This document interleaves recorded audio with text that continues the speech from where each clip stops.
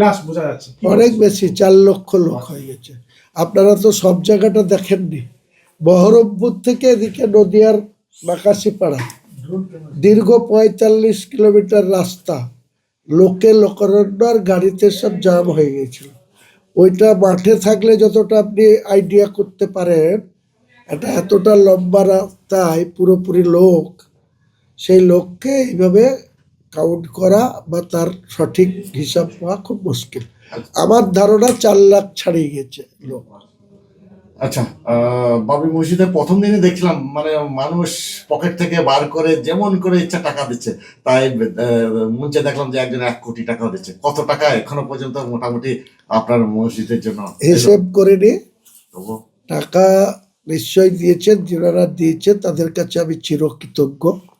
বা এই মুসলমান সমাজের মানুষের আজকে যে উদারতা মানসিকতা নিয়ে তাদের কি আছে না আছে তা আমি যে ভদ্রলোক 1 কোটি টাকা আমাকে ঘোষণা করলেন, তেনার বাড়ি তো কোথায় ওই দক্ষিণ 24 পরগনার কোথায় বাড়ি আমি কোনোদিনই চিনতাম না। উনি আসে নিচে এসে ওনার একটা শিল্পপতি মানুষ, অনেক কিছু আছে, কার্ডটা আমাকে দিলেন এবং বললেন আপনার অ্যাকাউন্ট দিবেন, আমি 1 কোটি টাকা এখানে দিব।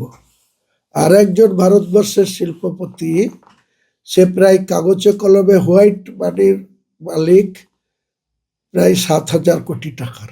তিনি আমাকে সকাল 10টার সময় ফোন করে বলেছেন যে আপনি আমার নাম করবেন না, কাউকে প্রচার করবেন না, আমি আপনার এই মসজিদের ফান্ডে 80 কোটি টাকা দেব।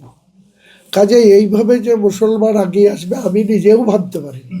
আমি ভেবেছিলাম যে আমি ধীরে ধীরে হবে বা টাকার প্রস্থান আমাকে বারবার মানুষের কাছে অনুরোধ করতে হবে, আপিল করতে হবে, তারপরে হবে।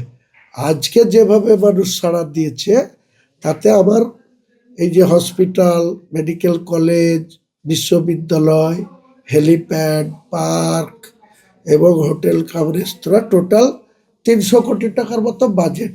আমার ধারণা এটা খুব অনায়াসেই মানুষের সাহায্যে আমরা করে ফেলতে পারবো। একটা থাক না, ইতিহাস একটা হয়ে থাক। মানুষ, আমরা কবে মরে যাব, দুনিয়া ছেড়ে চলে যাব, এটাই নিয়ম যে জন্মালেই তার মৃত্যু হবে, আমাদেরকে কবরে যেতে হবে, অমুসলিম ভাইদের শ্মশানে যেতে হবে। তো এর জন্য আবার এত কচলা কচলি করার কোনো দরকার নেই। আমি যখন বলেছি বেঁচে থাকতে আমি বাবরি মসজিদ করব, আর আল্লাহ যদি আমাকে তার আগে নিয়ে নেয়, আমার যারা আছে সাঙ্গ পাঙ্গ তারা করবে। ফান্ড তো থাকছে, আমি তোর কবরে নিয়ে যাবো না, তারা করবে।